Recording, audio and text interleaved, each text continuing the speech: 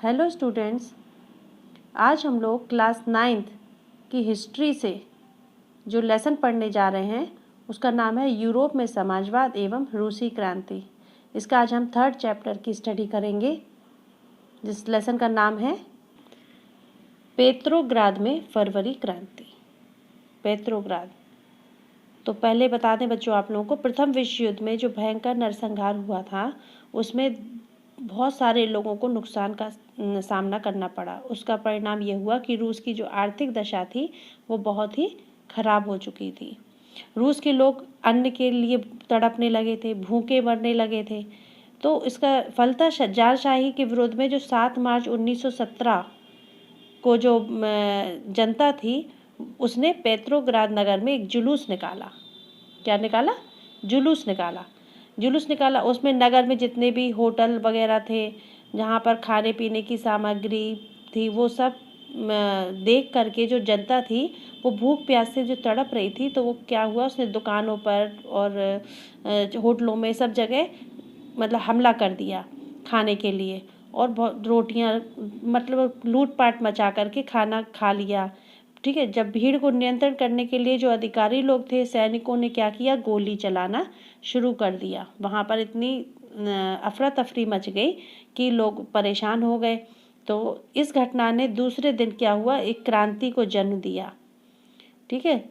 वो सब लोग खाने के लिए इधर से उधर भटकने लगे, वो क्रांति का नाम हो गया। इस प्रकार जो क्रांति में उग्र रूप धारण कर लिया था, तो उसके बारे में आज हम ये पढ़ लेते हैं। 22 फरवरी को दाएं तट पर स्थित एक फैक्ट्री में तालाबंदी घोषित कर दी गई। अगले दिन फैक्ट्री के मजदूरों का समर्थन पाकर के 50 फैक्ट्रियों के मजदूरों ने हड़ताल का ऐलान कर दिया। सारे कारखाने बंद कर दिए। औरतों ने भी उसमें भाग लिया। इसी दिन के बाद से महिला अंतर्राष्ट्रीय दिवस का भी नाम घोषित कर दिया गया। आंदोलनकारी जनता बस्ती पार करके राजधानी के बीचों बीच तक आ चुकी थी। इस समय कोई राजनीतिक पार्टी आंदोलन को सक्रिय रूप में संगठित और संचालित नहीं कर रही थी। जब फैशनेबल रिहायशी इलाकों और सरकारी इमारतों को मजदूरों ने घेर लिया, तो सरकार ने वहां पर कर्फ्यू लगा दिया। जो भी प्रदर्शनकारी थे वो इधर उधर तितर बितर पे हो गए, बिखर गए। लेकिन 24 और 25 तारीख को वह फिर इकट्ठा होकर दंगा करने लगे। सरकार ने उस पर नजर रखने के लिए घुड़सवार सैनिकों भी पुलिस को भी तैनात कर दिया। धीरे धीरे क्रांति रूप लेने लगी। इधर उधर रोटी, तनख्वाह, काम के घंटों में कमी, लोकतांत्रिक अधिकारों के पक्ष में नारे लगाकर सड़कों पर इधर उधर भटकने लगी। ठीक है। पर अपना प्रदर्शन करने लगी। घुड़सवार सैनिकों की टुकड़ियां जो थी वो गोली चलाने के लिए कोशिश करती थी, लेकिन प्रदर्शनकारियों पर गोली चलाने के लिए इनकार कर दिया गया। जो गुस्साए सिपाही थे उन्होंने रेजिमेंट की बैरक में अपने ही अफसर पर गोली चला दी। 3 दूसरी रेजिमेंटों में भी बगावत की और हड़तालें शुरू हो गईं। उस शाम को सिपाही और मजदूर एक सोवियत या परिषद का गठन करने के लिए उसी इमारत में जमा हुए जहां पर ड्यूमा की बैठक हुआ करती थी। यहीं से पेत्रोग्राद सोवियत का जन्म हुआ। अगले दिन प्रतिनिधिमंडल जार उनसे मिलने आया। सैनिक कमांडरों ने उसे सलाह दी कि वह राजगद्दी छोड़ दे। उसने कमांडरों की बात मान ली। 2 मार्च को गद्दी छोड़ दी। सोवियत और ड्यूमा के नेताओं ने देश का शासन चलाने के लिए एक अंतरिम सरकार का गठन कर लिया। तय ये किया गया कि रूस में के भविष्य में जो भी फैसले लेने की जिम्मेदारी होगी वो संविधान सभा को दे दी जाए और उसका चुनाव सार्वभौमिक वयस्क मताधिकार के आधार पर किया जाए। फरवरी 1917 में राजशाही को गद्दी से हटाने वाली क्रांति का झंडा पेत्रोग्राद की जनता के हाथों में था। अंतरिम सरकार में सैनिक अधिकारी, भूस्वामी और उद्योगपति प्रभावशाली थे। इनमें उदारवादी और समाजवादी जल्दी से जल्दी निर्वाचित सरकार का गठन चाहते थे। जनसभा करने और संगठन बनाने पर लगी पाबंदी को हटा लिया गया। हालांकि निर्वाचन का तरीका सब जगह एक जैसा ही था, लेकिन पेत्रोग्राद सोवियत की जो तर्ज पर सब जगह सोवियतें बना ली गईं। अप्रैल 1917 में बोल्शेविकों के निर्वासित नेता व्लादिमीर लेनिन रूस लौट आए। ये हैं जो सरकार की विफलता का जो लाभ उठाकर जो लेनिन जो था, जिसका पूरा नाम क्या था, व्लादिमीर इलियच यूलियनाव, इसका पूरा नाम था लेनिन का। इसने केरेस्की सरकार को मतलब क्या किया, सोवियत के अध्यक्ष के पद पर नियुक्त कर दिया। इसके नेतृत्व में ये बेल्शेविकों ने शक्ति के बल पर 6 नवंबर 1917 को पेट्रोग्राद की सभी सरकारी इमारतों पर अधिकार कर लिया था, 19 मार्च 17 में। ठीक है, तो पहली बार जो क्रांति हुई, जो इस प्रकार से 1917 में जो 2 क्रांतियाँ उभर कर आई हैं सामने, उसमें पहली क्रांति थी फरवरी की क्रांति और दूसरी क्रांति थी उसकी अक्टूबर की क्रांति। तो फरवरी क्रांति की महिलाओं के बारे में देख लो। जो महिला कामगार थी अक्सर अपने पुरुष सहकर्मियों से प्रेरित करती रहती थी। ये क्या थी, लॉरेज टेलीफोन फैक्ट्री में, और लगभग अकेले ही एक सफल हड़ताल को इन लोगों ने अंजाम दिया था। उसी दिन सुबह को महिला दिवस समारोह के मौके पर महिला कामगारों ने पुरुष कामगारों को लाल पट्टियां बांधी थीं।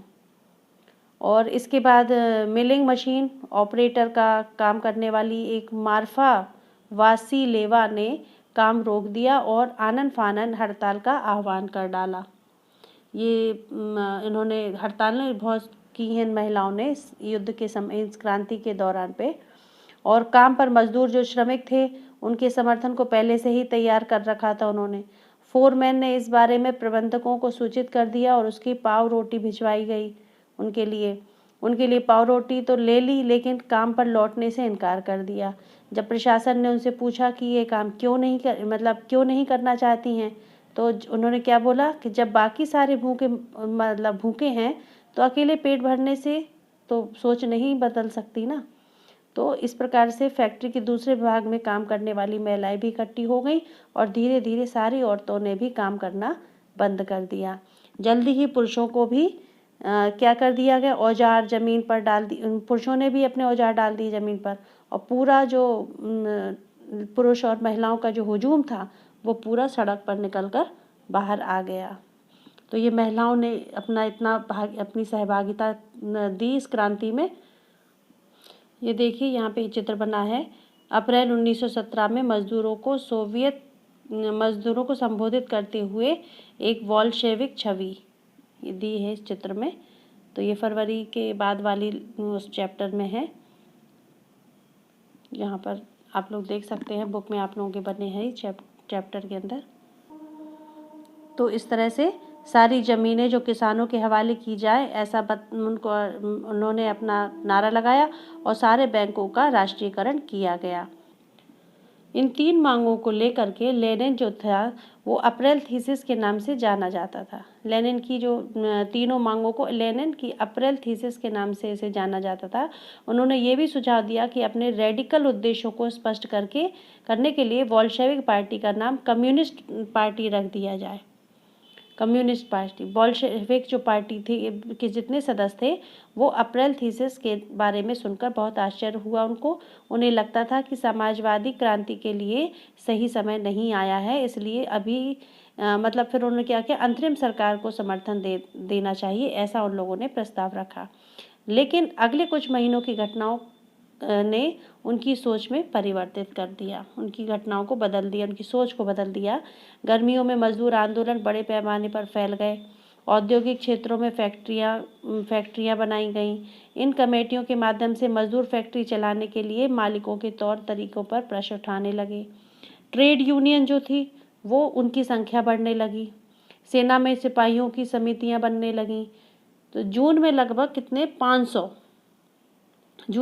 500 सोवियतों ने जो रूसी सोवियत कांग्रेस में अपने प्रतिनिधि भेज दिए। जैसे जैसे अंतरिम सरकार की शक्ति कमजोर होने लगी वैसे ही बोल्शेविकों का प्रभाव बढ़ने लगा और सरकार असंतोष को दबाने के लिए कठोर कदम उठाना शुरू कर दिया। सरकार ने फैक्ट्रियां लगाने को, मजदूरों द्वारा जो फैक्ट्रियां चलाई जा रही थी उनकी कोशिशों को रोका जाने लगा। मजदूरों के नेताओं को गिरफ्तार किया। ठीक है, तो इस प्रकार से जुलाई 1917 में बोल्शेविकों द्वारा आयोजित किए गए विशाल प्रदर्शन में का बहुत बुरी तरह से दमन किया जाने लगा और बहुत से बोल्शेविक नेताओं को भागना पड़ा या तो फिर उन्हें कहीं ना कहीं जाकर के शरण लेनी पड़ी, छिपना पड़ा। गांव में किसान जो थे वो उनके सामाजिक क्रांतिकारी नेता जो भूमि पुनर्वितरण के लिए दबाव डालने लगे थे। इस प्रकार के लिए भूमि समितियां बना दी गई और जो सामाजिक क्रांतिकारियों से प्रेरणा और प्रोत्साहन लेते हुए जुलाई से सितंबर के बीच किसानों ने बहुत सारी जमीनों पर कब्जा कर लिया। इसके बाद आता है अक्टूबर 1917 की क्रांति।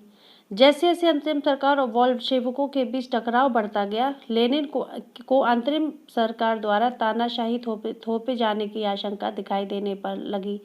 सितंबर में उन्होंने सरकार के खिलाफ विद्रोह के बारे में चर्चा शुरू कर दी। सेना और फैक्ट्री सोवियतों के मजदूर बोल्शेविकों को इकट्ठा करने लगे। तो यहाँ पर ये हो गया कि जो 16 अक्टूबर 1917 को लेनिन ने पेट्रोग्राद सोवियत और बोल्शेविक पार्टी की सत्ता पर अधिकार करने के लिए जो उनको राजी कर लिया, सत्ता पर अधिकार करने के लिए लियोन ट्रॉट्स्की के नेतृत्व में सोवियत की ओर से एक सैनिक क्रांतिकारी समिति का गठन भी किया गया। इस बात का खुलासा नहीं किया गया इसमें कि योजना को किस दिन लागू किया जाएगा, तो ये इन्होंने खोली नहीं बात। 24 अक्टूबर को विद्रोह शुरू हो गया।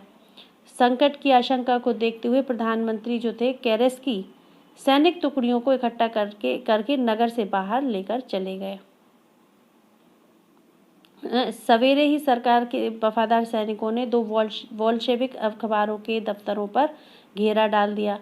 टेलीफोन, टेलीग्राम दफ्तरों पर नियंत्रण प्राप्त करने और विंटर पैलेस की रक्षा के लिए सरकार समर्थक सैनिकों को रवाना कर दिया गया। पलक झपकते क्रांतिकारी समिति ने भी क्या किया, विंटर पैलेस पर भारी बारंबारी से बमबारी शुरू कर दी एक एक करके। वहाँ पर उन्होंने बम फोड़ने शुरू कर दिए। अन्य जो थे वो युद्धपोतों ने नेवी के रास्ते से आगे बढ़ने लगे, सैनिक ठिकानों को नियंत्रण में लेने लगे। धीरे धीरे पूरा नगर क्रांतिकारी समिति के नियंत्रण में आ गया और मंत्रियों ने आत्मसमर्पण कर दिया।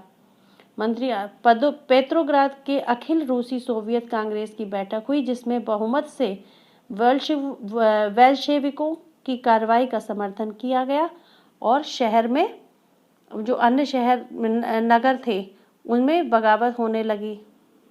दोनों ओर से जो गोलीबारी शुरू हो गई, विशेष रूप से मॉस्को में। लेकिन दिसंबर तक मॉस्को पेट्रोग्राद इलाके पर बोल्शेविकों का नियंत्रण स्थापित हो गया। यहाँ पर उन्होंने अपना नियंत्रण स्थापित कर लिया था। तो रूसी क्रांति की तारीख के बारे में देख लो। रूस में 1 फरवरी 1918 तक जूलियन कैलेंडर का अनुसरण किया जाता था। इसके बारे में रूसी सरकार ने ग्रेगोरियन कैलेंडर अपना लिया जिसका अब सब जगह इस्तेमाल किया जाता है।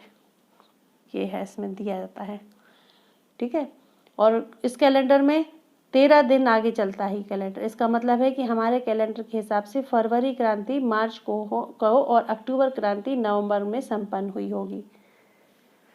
कुछ महत्वपूर्ण घटनाएं भी दी हुई हैं। 1850 से 1880 रूस में समाजवाद पर बहस हुई।